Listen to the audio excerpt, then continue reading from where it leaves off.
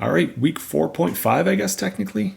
Due to travel, as I mentioned, I would be going on last week or starting last week, still in the middle of it right now. Week 5 technically is already started with the Thursday Nighter, but we're going to focus more on week 4. Chiang Mai, recording live, didn't really work out.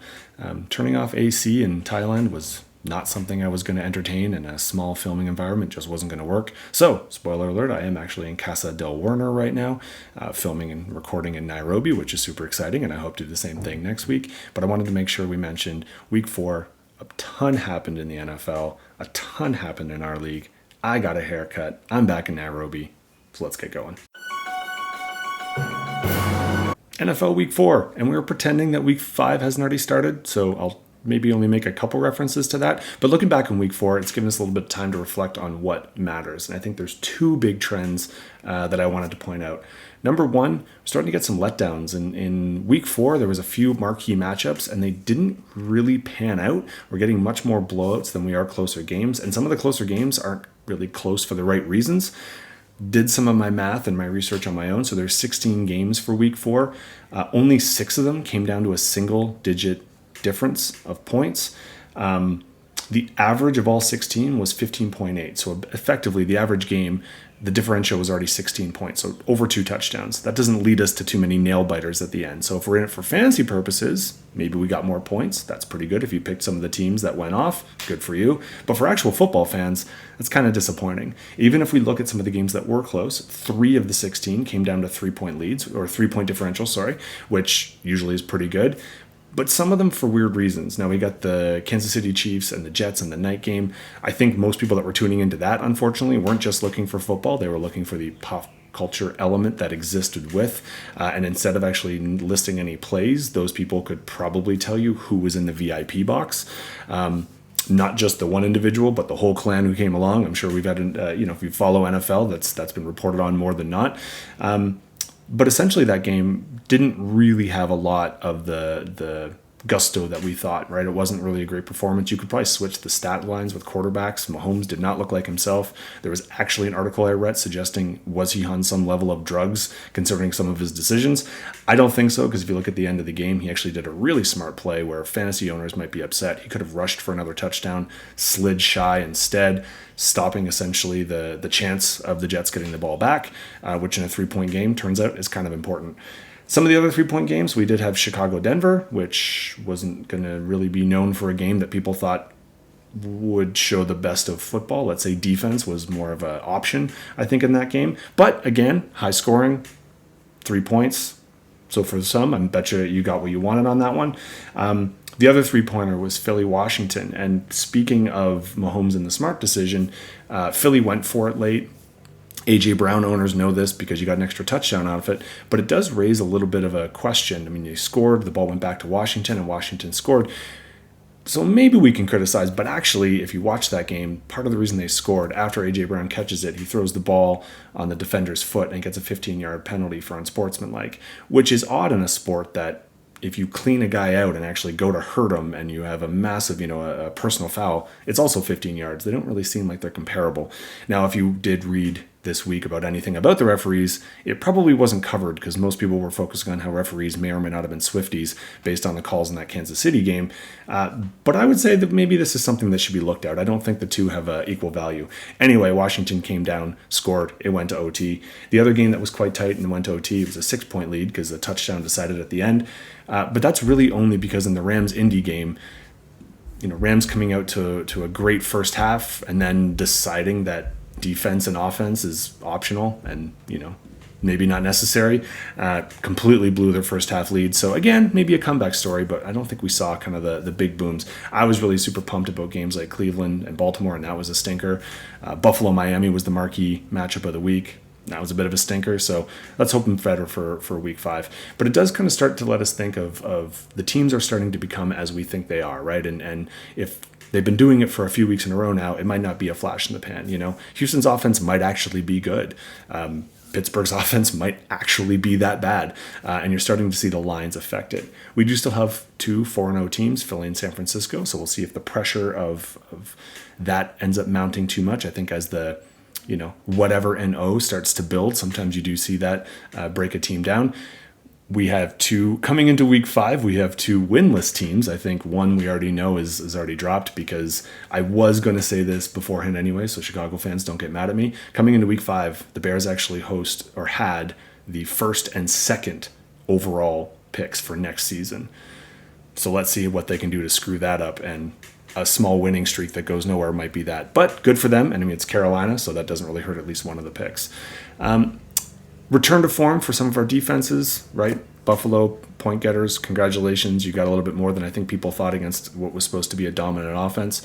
But the Cowboys returning to form. And just as a point out, I know this is more of a fantasy and not an NFL bit, but the Cowboys are actually the 6th highest scoring entity in fantasy after 4 weeks, which is rare for a defense. You got McCaffrey, Jefferson, Hill, Allen, bit of a surprise, and then Mozart, Fumblerooski, whoever, Captain Fumbles maybe. I don't know, whatever you however you enunciate his name. I think it's kind of interesting to see that Dallas being 6th is certainly something that's a little bit new. Now looking ahead, we started our first of our UK matchups. The Jacksonville Jaguars have a history with going to the UK, so much so that there's actual Jaguar fans that have been there for years, maybe even more than in Jacksonville itself. I don't know if we've quite reached the level of Norm Macdonald noticing that Germans love David Hasselhoff. The British people just love the Jaguars. I'm not really sure. But that game, bit of a stinker. We're hoping for a better one for week 5, so we'll see how that goes. Aside from that, I think we do have some exciting matchups, but can't get to week 5 yet. First, let's get to the matchups. First matchup, as always, we're going to talk about the overall point leader for week 4, and that is Senor Rushke. I do have to eat a little bit of humble pie here after a solid 3 weeks of making fun of the Bears. Turns out either they have a good offense or Denver's the rainbow road of defenses where, think Mario Kart, where you can see everything and everything looks crystal clear. We'll see. I mean, cat's out of the bag. I'm recording this after Thursday, so maybe their offense is coming back. Anyway, anytime you push 200 in this league, I think the last 3 weeks we've had our best score just get over there. So how did Rushke do it?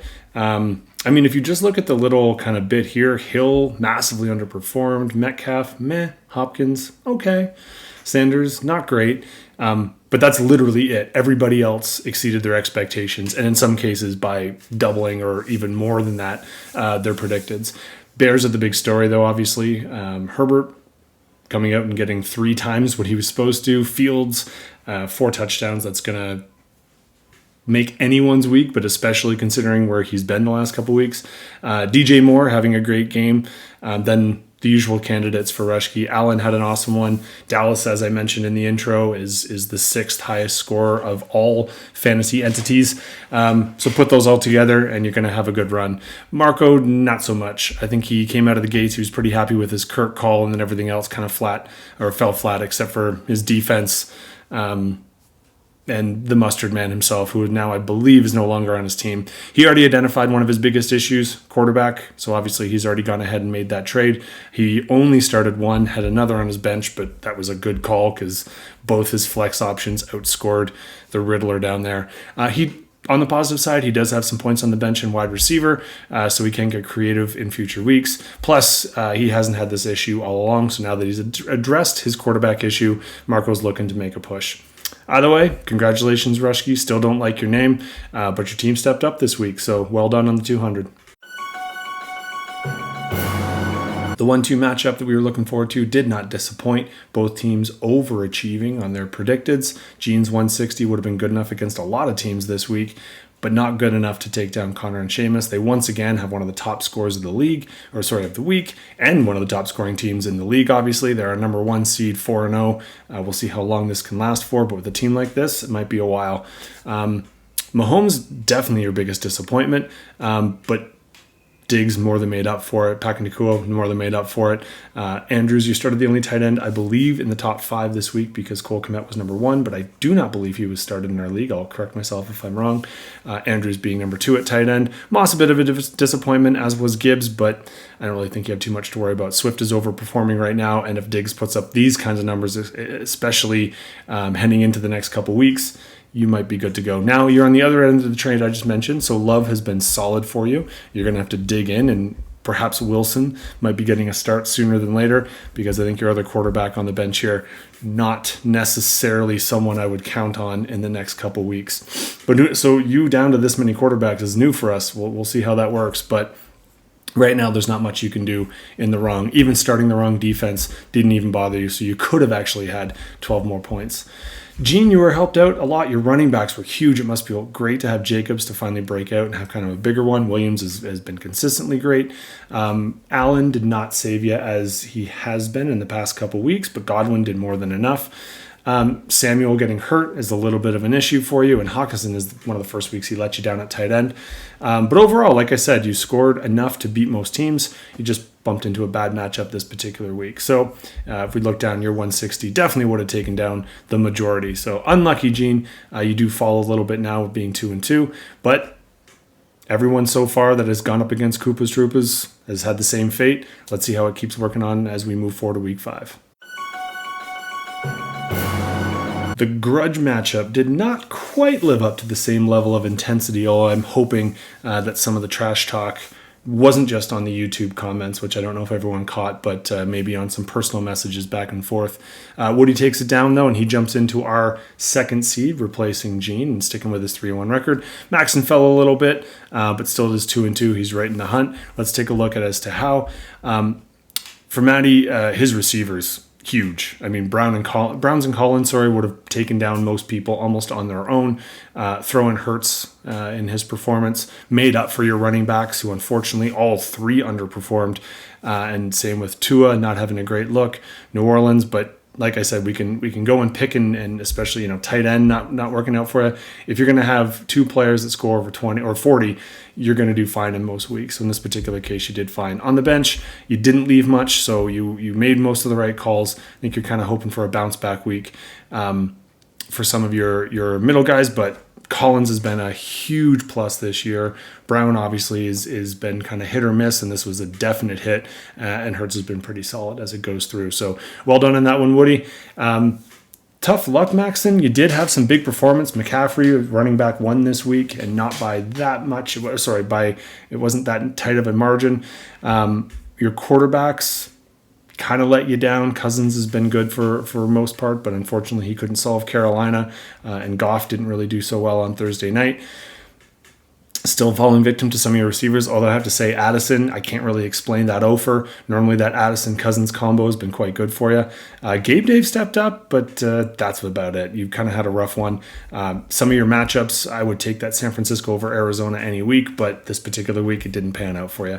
You did leave a little bit on the bench. You got to love that Richardson came back so strong, but maybe you don't love the fact that he wasn't in your lineup. And Hollywood Brown, I don't know. I mean, I'm not going to really pick him and Lazard.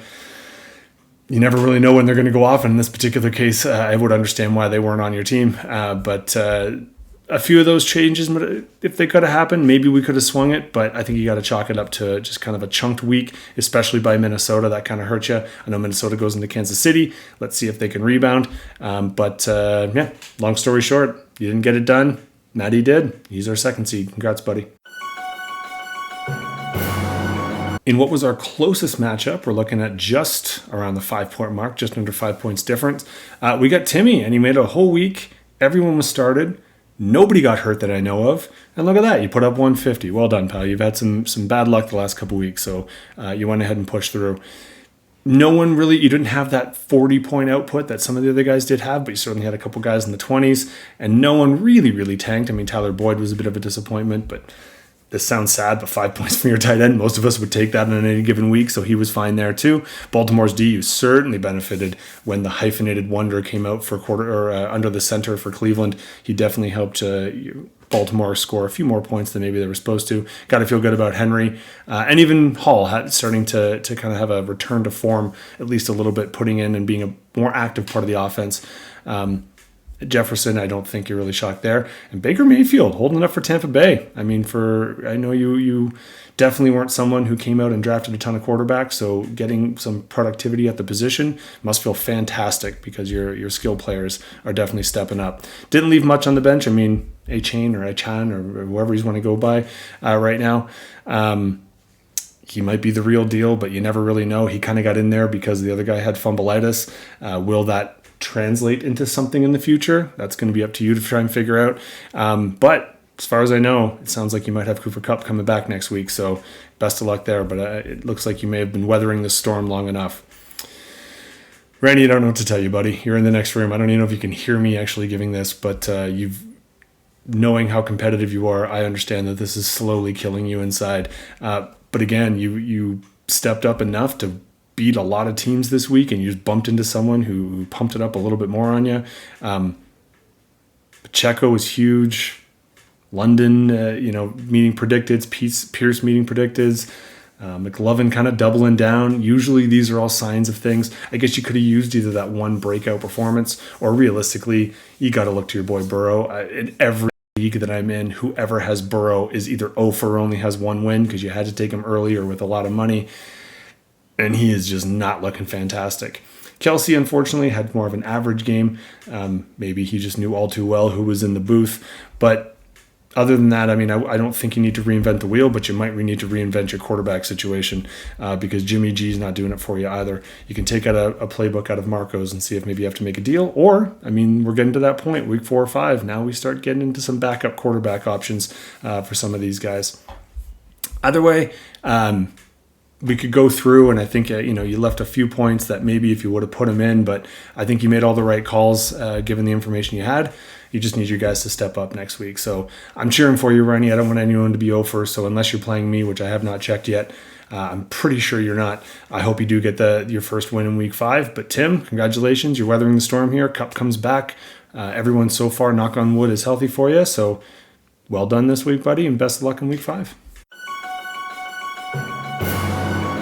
When I keep saying to the losing person that you would have beaten most teams in the league this week, but you didn't because you bumped into so-and-so, I'm essentially meaning had you played either Dibbler and I and a few other people. I am the lowest scoring winner, and Jeff was the lowest scoring person in general. So we kind of lucked out in playing each other, or at least I lucked out in this matchup. It does get me to 3-1 in the third spot, so I'll take it. But I would say here, dominates, and plus my fantasy team. I think they're a little glitch on Yahoo today.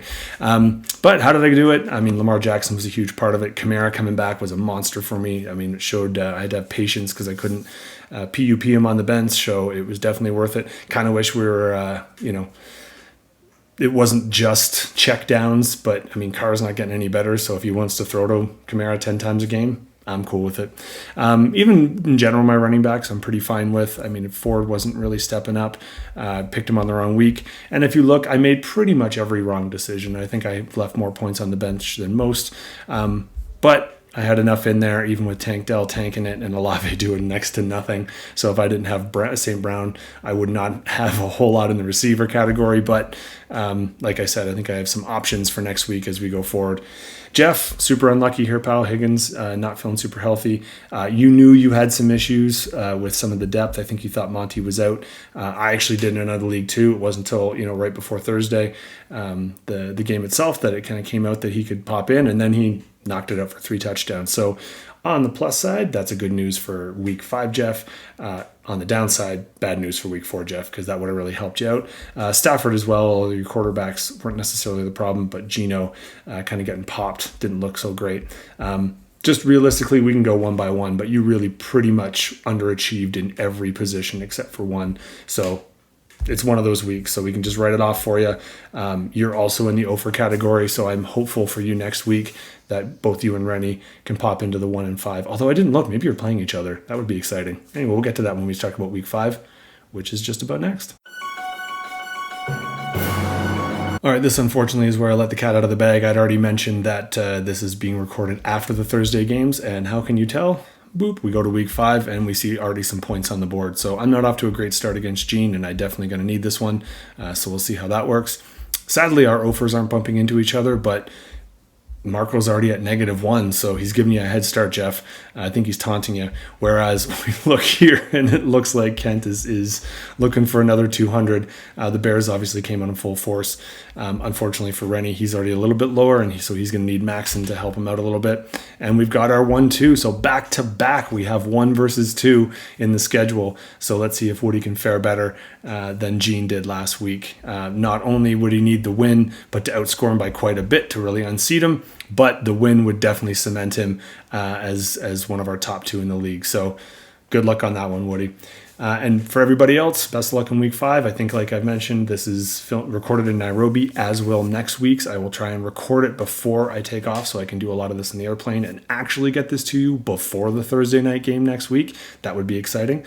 If you are around and when you hear this, if I haven't seen you yet, talk to me. I'm in Kenya for till Tuesday, so let's see if we can meet up. On the football front, please remember, if you take a look, we're all experienced vets on this one. Bye weeks are starting, so pay attention to your bye weeks. We might maybe get some more trades in. Pretty exciting. We already got one, but definitely a lot of ad drops are in our future. So don't get stuck with a 0 on your or on your roster because you forgot to check, especially, there's another UK game. I think it's Buffalo this time with Jacksonville. So do check your times, check your bye weeks, and I'll see you again live from Nairobi next week.